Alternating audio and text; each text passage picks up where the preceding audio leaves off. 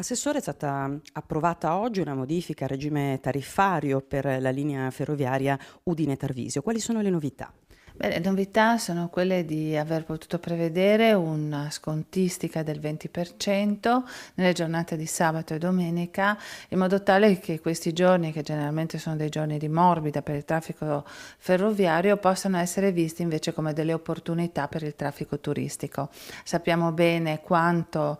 la ciclovia Alpe-Adria stia attirando un turismo appunto lento di quello che